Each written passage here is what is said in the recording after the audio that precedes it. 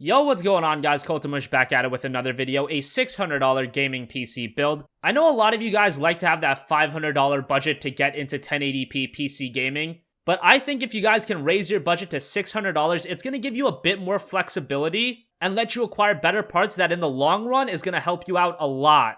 And I think $600 is a good baseline to have as a budget if you're looking to play the latest games at 1080p at really good settings and really good frame rates. $600 is the minimum, in my opinion, that you should be looking to spend because you're going to get great performance and you're going to be able to play PC games how they're meant to be played. Yes, can you build a $450 machine that can run games at 1080p? Yes. But with $600, you're going to be getting really good frame rates, really good settings out of your games, and just a lot of options when you play those games. So without further ado, let's get right into this with the CPU. For the CPU of this build, I went with the Intel Core i5-4460 3.2GHz quad-core processor. This CPU is $175, and obviously at a $600 budget, you can't go for something crazy like a Skylake build, even with a Skylake i5. Those, if you find them for a relatively cheap price, you're looking at $250. That's just not going to fly in a $600 build. Instead, pick up the i5-4460. It's $175.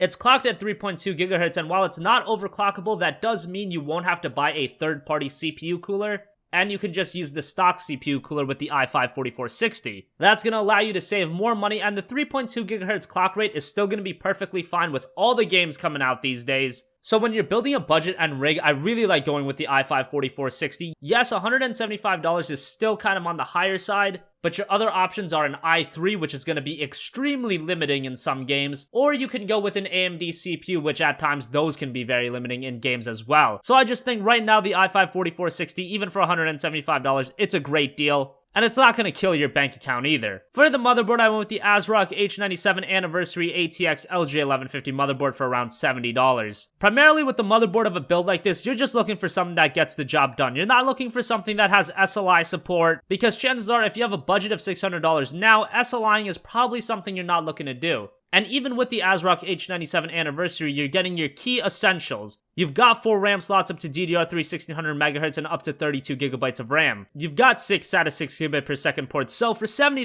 this is a motherboard that's going to get the job done. It's going to let you save some money. And at the end of the day, with a motherboard and a build like this, you want to save a bit of money so you can put that towards your GPU. Moving on to RAM, Corsair Vengeance 8GB, 2 4GB sticks running at DDR3 1600MHz for only $35. That is a fantastic price for a kit of RAM like this. I remember even 9 months ago, this same RAM would cost like $60, even $70. So it's great to see that now you can get DDR3 8GB of RAM for only $35. And what's great about it is that 8GB is the perfect amount to have in a gaming build. You don't want more, and obviously you don't want any less. I mean, you'll always have the option to get more since, like I said, the motherboard does have 4 RAM slots. But if you're on a budget, 8GB is gonna get the job done, and considering getting it for a ridiculous price, it's fantastic. And I've mentioned this in other videos, but I'll reiterate it again. There are some games that sometimes do recommend more than 8GB of RAM. That was an issue with Star Wars Battlefront, although I don't know why anybody would want to play that game, but I digress. That game recommended more than 8GB of RAM. My machine only has 8GB of RAM, and I played that game perfectly fine at 1080p. So Corsair Vengeance 8GB of RAM for $35, ridiculous price. I don't see this kit of RAM getting much cheaper than it is right now. Maybe it'll go down to $30, but really I don't see it going down to $25 or $20. That would just be a bit ridiculous, so I think $35 or $30 is the best price you're gonna get. Pick it up, it's a fantastic deal. For storage, I went with the Western Digital Caviar Blue 1TB for $50. Yes, I know that a lot of people are moving on to SSDs,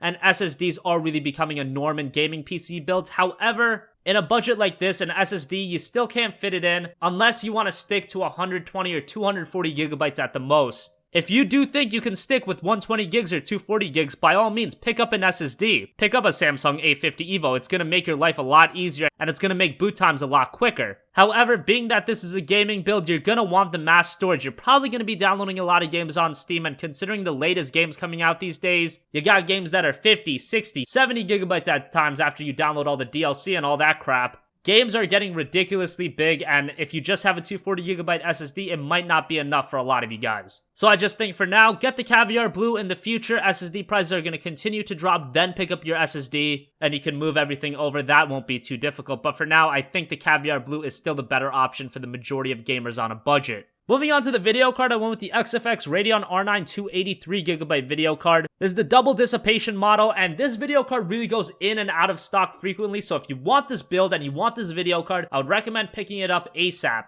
Right now, you can pick it up on Amazon for $190, and that's a great price. The thing about the R9 380 is that it's about $220 to $230 for the 4GB model of that video card. That's a bit too expensive for a $600 build. And then yes, you can pick up the R9 380 2GB model, but you really don't want 2GB in a video card anymore. It's better to have 3GB, and with the R9 280, you're getting that for a really good price of $190. With this GPU, you'll be able to play Star Wars Battlefront, Fallout 4, Metal Gear Solid 5, all the latest games at really good settings and really good frame rates. Obviously, with a lot of games, there are just some settings you can't turn on because they'll cripple your frame rate too much, but let's put it this way, the R9 280 is going to play games much better than what you would see on a console, with much better frame rates and the game just looking a lot better. For $190, you really can't ask much more out of a GPU. Moving on to the power supply, I went with the Seasonic 520W 80 Plus Bronze Certified power supply. This is about $50, a pretty high quality power supply. It's got great reviews. Seasonic has a really good track record with all of their power supplies, and yes, while it is only 520 watts, like I said in this video, you're not going to be going for a Crossfire SLI configuration, so 520 watts is going to be perfectly fine. Get a decent quality power supply like this, it's going to get the job done, and $50 is a pretty good price. Finally, for the case, I went with the Cooler Master Half 912 ATX mid-tower case for about $50. Now, I am a bit biased towards this case because I do have this case myself, and guys, let me tell you, it's been working fantastically for me for the last 3 years.